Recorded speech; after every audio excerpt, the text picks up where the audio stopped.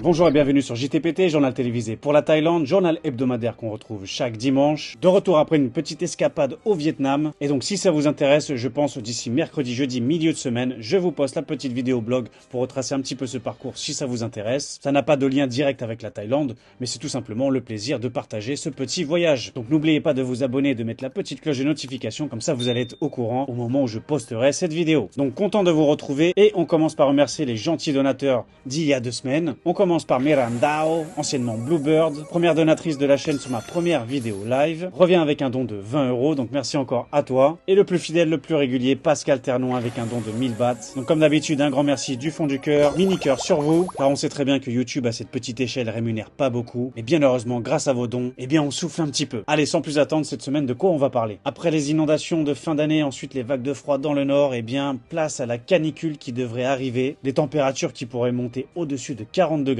On va parler de l'enseigne la plus connue en Thaïlande, le 7-Eleven. Cette enseigne est tellement intéressante qu'elle risque peut-être de se faire racheter, on va voir ça ensemble. La fameuse loi qui interdit d'acheter de l'alcool en après-midi en Thaïlande, eh bien il y a une discussion actuellement pour lever cette interdiction. Grande opération dans le nord de la Thaïlande aux frontières du Myanmar. 7000 victimes qui seraient libérées des centres d'appel birmans gérés par la mafia chinoise. On va voir une histoire sordide avec 2 corps retrouvés dans un colis. Des pirates, des hackers qui ont été retrouvés à Phuket. Ils auraient subtilisé plusieurs millions de dollars. Un touriste français qui s'est un petit peu perdu en Thaïlande, mais grâce aux autorités, il a pu retrouver son chemin. On terminera par un point habituel sur la monnaie, sur le baht. Et restez bien jusqu'à la fin pour le zapping, donc générique et place aux news. Journal télévisé pour la Thaïlande, il vous en fait offrande. Il aime les animaux, ainsi que les bons mots. Il vous fera rêver sur toute l'actualité. Après avoir passé une petite semaine au nord du Vietnam à Hanoï, où il faisait des fois entre 13 et 17 degrés, drôle de sensation de reconnaître le froid, eh bien ça faisait du bien de retourner en Thaïlande avec la bonne chaleur, mais d'ici les mois qui suivent, eh bien la chaleur va s'intensifier, et on parle déjà d'une canicule. Alors de manière générale, on sait très bien que le mois d'avril déjà est le mois le plus chaud de la Thaïlande. L'année dernière, on le rappelle qu'il y avait déjà une période de sécheresse à cette époque-là, car dans la plupart des régions, eh bien il manquait de pluie. Alors là, le département météorologique thaïlandais prévoit une saison chaude, intense et torride qui commencera fin février et qui se terminera en mai. Les températures devraient grimper jusqu'à 42-43 degrés Celsius, qui selon eux déclencheront certainement des orages, qui donnera un petit répit, un petit peu de fraîcheur éphémère. Alors c'est vrai que quand c'est la période chaude, la moindre averse est carrément la bienvenue, car on a tellement chaud, ça nettoie un petit peu les rues, ça nettoie un peu le ciel, car actuellement aussi il y a pas mal de pollution. Donc espérons ces averses et ces orages. On note aussi qu'à la mi-avril, il y a le nouvel an thaïlandais, le Songkran, la fameuse fête de l'eau où tout le monde s'arrose dans les rues avec des seaux d'eau, avec des pistolets à eau. Mais malheureusement, bien souvent, c'est dans une période où il manque d'eau. Donc ça pose régulièrement des problèmes de sécheresse. Du coup, cette fête, c'est toujours un petit peu paradoxal, parce qu'au moment où tout le monde manque d'eau, eh bien tout le monde s'arrose dans les rues. Alors c'est bien marrant, hein. Moi j'adore le faire, enfin un jour, parce que ça peut s'étaler sur 3 jours, mais il faut se dire ce qui est, ça fait quand même aussi un sacré gâchis d'eau. Enfin bon, c'est le nouvel an thaïlandais, c'est la tradition, c'est la fête, on ne pourra pas l'enlever, et espérons que comme le prévoit le département météorologique, il y ait bien des averses pour recharger un petit peu tout ça. Donc à suivre.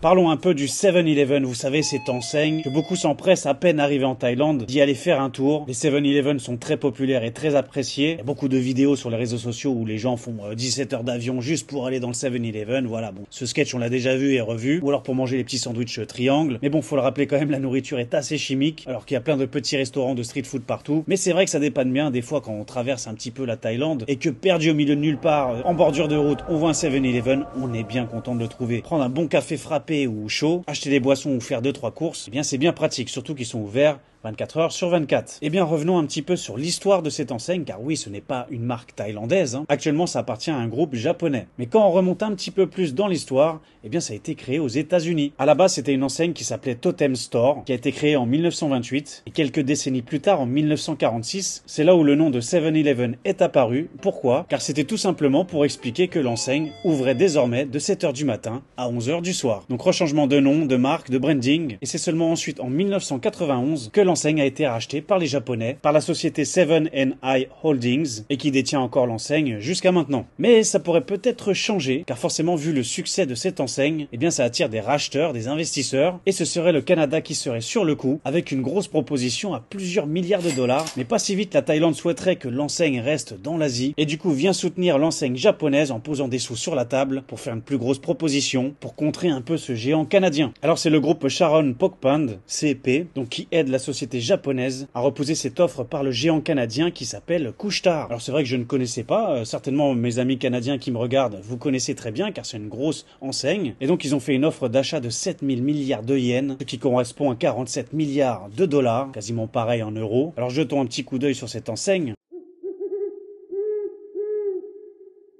Ouais, c'est vrai que, bof, hein, je sais pas, je le vois pas ce hibou au milieu de la Thaïlande. Je crois qu'il y en a même pas en Thaïlande. Trop habitué au logo 7-Eleven. Non, le couche-tard, là, je le sens pas. Et puis c'est un nom francophone, c'est plus facile. Deux chiffres, tout le monde retient 7-Eleven. Couche-tard, il y a personne qui va réussir à le prononcer à part nous, francophones. Donc non, laissez ça comme ça. Alors du coup, la contre-attaque thaïlandaise proposerait un plan à 8000 milliards de yens, à 54 milliards de dollars, 7 milliards de plus.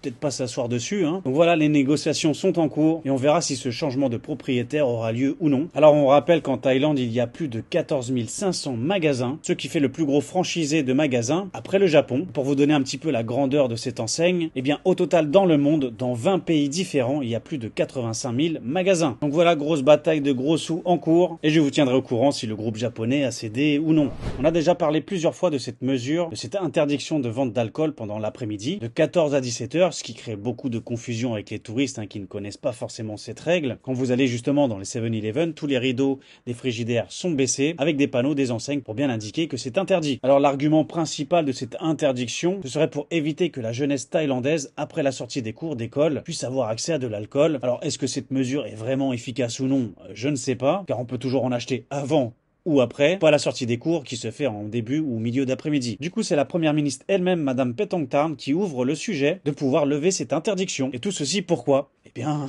pour gagner plus de sous. Et aussi à la fois pour aider, pour soulager le secteur de l'alimentation qui souffre de cette interdiction et qui voudrait vendre toujours plus d'alcool à toujours plus de touristes. Alors il n'y a pas seulement l'interdiction entre 14 h et 17 h, mais aussi pendant les jours de Buddha Day. Vous savez, dans le calendrier thaïlandais, il y a régulièrement des Buddha Day et pendant ces jours-là, eh bien c'est pareil, il y a interdiction de vente de l'alcool. À savoir aussi que pendant les élections, que ce soit législatives, locales, même l'élection du Premier ministre, eh bien la veille, il y a aussi interdiction d'alcool. Alors j'ai toujours entendu la raison, c'est pour éviter que les gens s'alcoolisent trop et qu'ils se lèvent le lendemain matin pour ne pas oublier d'aller voter. Bon, voici la raison officielle que j'ai entendue. Si vous en avez une autre, n'hésitez pas à me l'expliquer. Enfin voilà, avec cet assouplissement des interdictions, ça pourrait rapporter plusieurs milliards de dollars à l'année. Donc à suivre, et puis bon, si cette interdiction existe encore, c'est pas la fin du monde. Comme dans tout pays, il y a des règles, et bien on s'adapte, et puis c'est tout.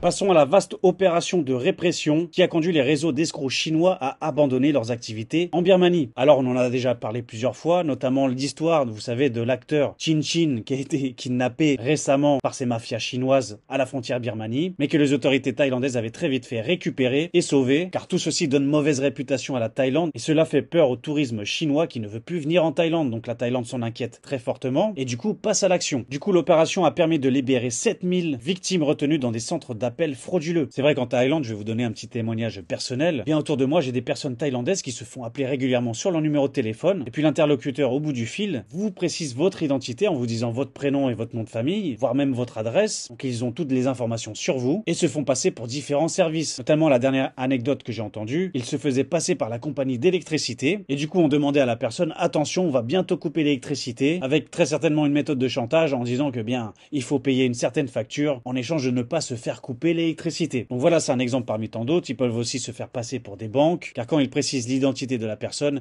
eh bien les Thaïlandais ne remettent pas toujours en question, ils se disent bah voilà, c'est le vrai service, comment ils ont eu mon identité et mes informations, ils sont pas toujours assez méfiants autour de ça et du coup ils arrivent à arnaquer pas mal de personnes. Donc voilà, ça c'est la spécialité de ce qui se passait en frontière Birmanie-Myanmar. Plein de centres d'appel illégaux gérés par des Chinois. Ils kidnappaient des gens pour les faire travailler quasiment comme des esclaves, car ils étaient menacés, voire parfois même torturés. Alors comment les autorités thaïlandaises ont réussi à faire abandonner leurs activités? Eh bien ils ont tout coupé. Ils ont coupé l'électricité, les connexions internet et même l'approvisionnement de carburant, ce qui a mis les villes en frontière dans un chaos total. Plus de 200 entreprises gérées par des Chinois, des restaurants, des salons de coiffure, des centres de jeux qui servaient parfois de couverture pour cacher ces opérations d'escroquerie. Ils ont tous mis les voiles, ils ont tous bougé et apparemment ils se seraient déportés 10 km plus loin. Donc est-ce que ça va calmer le problème ou juste le freiner un petit peu, voire le repousser? On va voir, en tout cas ça donne un sacré avertissement à tous ces réseaux d'escroquerie. En attendant, des milliers de personnes peuvent rentrer en Thaïlande libérées. Il n'y a pas que des Thaïlandais, il y a toutes sortes de nationalités, en espérant pour eux qu'ils ne se fassent pas attraper à nouveau. Mais à mon avis, ce genre d'opération devra être répété à plusieurs reprises.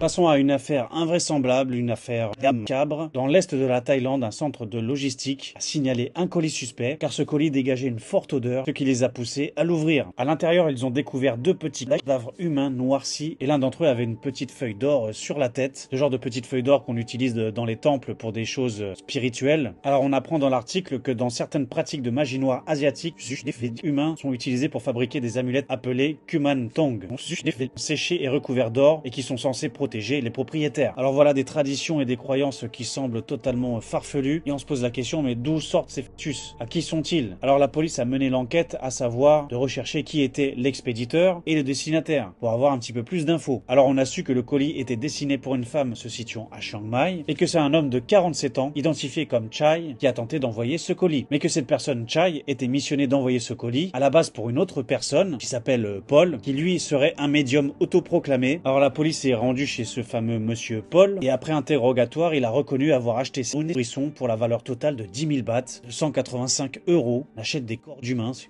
complètement de la folie. Ce monsieur se situe à Samut Prakan, pas très loin de Bangkok, se proclame comme un magicien qui fait de la magie noire, qui exerce depuis plus de 3 ans et qui prétend être en contact avec des esprits. Alors là, je suis pas loin d'appeler Docteur Poisson, mais la police a déjà mis la main dessus, donc je pense que ce sera pas nécessaire. Docteur Poisson pour ceux qui ont la référence. Alors encore une fois, ce serait de la faute de Chinois, que selon ses déclarations, une femme thaïlandaise était venue avec 4 touristes chinois, qui eux-mêmes étaient intéressés par ces des fesses momifiés. Et ensuite, ils auraient demandé d'envoyer ce colis à la fameuse adresse à Chiang Mai. Alors pour l'instant, on ne sait pas ce qu'il en devient de monsieur Paul, quelle condamnation il pourrait avoir. En attendant, ces fameux fœtus sont envoyés à l'hôpital pour une autopsie et pour éventuellement trouver à qui appartient ces fœtus et peut-être remonter un trafic très obscur qui dépasse complètement l'entendement. Enfin bref, l'humain et ses croyances.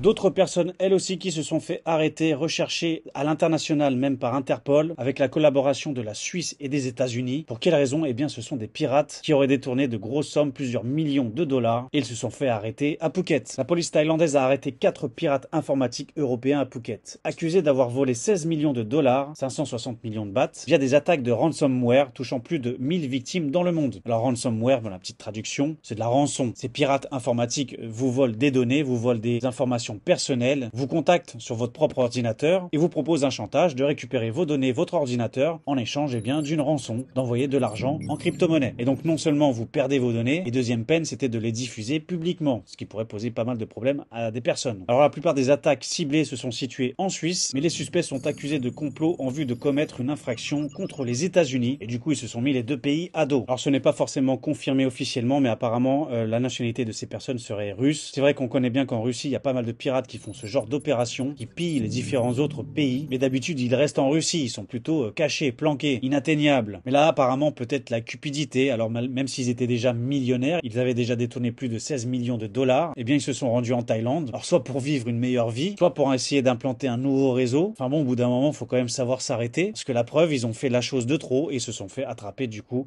à Phuket. Et là, à mon avis, ils vont prendre une sacrée lourde peine, et surtout une interdiction de revenir en Thaïlande. Dernier fait divers, un Français qui a fait un voyage qui ne s'est pas passé comme prévu. Il avait pour destination, certainement comme rêve, d'aller sur l'île de Koh Tao, mais la finalité, c'est qu'il a atterri à Chiang Mai. Alors, je vais vous montrer la carte, c'est pas du tout la même région, c'est pas du tout le même endroit. Alors comment il a fait pour se retrouver à Chiang Mai, une direction totalement opposée? Alors ce touriste français apparemment voulait s'y rendre en faisant du stop, mode voyageur, backpacker, et du coup avec une mauvaise compréhension, eh bien au lieu de se rendre à Koh Tao, il s'est rendu à Doi Tao, dans la région de Chiang Mai. Alors oui, ça finit par le même nom, certes, Tao qui a plusieurs définitions mais qui veut dire aussi tortue, comme l'île aux tortues, Koh Tao. Mais là non, il est à Chiang Mai, alors c'est pas du tout le même décor. S'apercevant de son erreur, il a demandé à se faire ramener par un autre chauffeur, et malheureusement, il a perdu son sac et ses affaires. Donc là c'est la panique totale. Le voyage tourne un peu au cauchemar. Il avait perdu son sac et ses affaires dans une station-service pendant qu'il était en train de manger. Il a oublié de repartir avec son sac. Il doit être chamboulé par les magnifiques paysages de la Thaïlande, je sais pas ce qui se passe dans sa tête. Mais du coup, vous savez bien qu'on est en Thaïlande et bien souvent, eh bien les gens ne volent pas. Oui, ça fait bizarre, ça fait bizarre, on est un peu surpris des fois. En Thaïlande, ça vole beaucoup moins et quand vous perdez des affaires, que ce soit des téléphones, des fois des portefeuilles, eh bien vous avez beaucoup plus de chances de le retrouver ici. Eh bien c'était un petit peu sa chance dans son malheur. Il s'est rendu au poste de police de la région et il a retrouvé son sac ainsi que toutes ses affaires et du cash avec une somme importante. Vous voyez quand même la bonne mentalité en Thaïlande, rien n'a été touché et ce genre d'histoires sont assez fréquentes. Beaucoup de touristes perdent des choses et très fréquemment, eh bien, des affaires sont retrouvées telles quelles. Donc voilà, c'est la bonne nouvelle pour lui. Il pourra continuer son voyage en espérant qu'il puisse arriver à son île de Koh Tao, son île rêvée. Après, je me méfie un petit peu pour lui, parce que s'il est un petit peu tête en l'air comme ça, des fois il y a des gens qui vont à Koh Tao et ils n'en reviennent pas. Il y a pas mal d'histoires autour de ça. Alors l'agent de police qui l'a aidé et qui a fait la pause photo avec lui, l'a aidé à trouver un logement pour la nuit. Et dès le lendemain, le Français qui est prénommé Jack, eh bien a repris la route, direction Koh Tao. Mais du coup, pour se rendre à Koh Tao, eh bien, on lui a précisé qu'il fallait passer par Koh Samui. Attendez, on me dit dans l'oreillette qu'il a fini à Koh Sani. Koh Sani, c'est une ville de Grèce.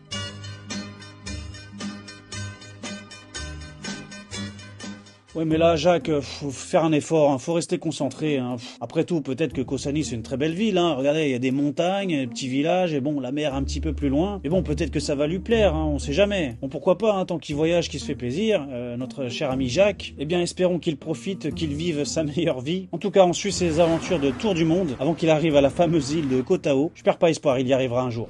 Pour terminer, on fait un point rapide sur le BAT. Eh bien, il est remonté à 35,40. Ces derniers jours, ça a chuté jusqu'à 34,12. Pas loin des 33, ce qui nous rappellerait la valeur avant Covid. Mais selon les experts, selon les prévisions, eh bien, le BAT thaïlandais devrait baisser en valeur, ce qui ferait que le taux de change sera un petit peu meilleur dans les semaines, les mois à venir. On va voir ça, on surveille ça. Mais sans plus attendre, passons tout de suite au zapping.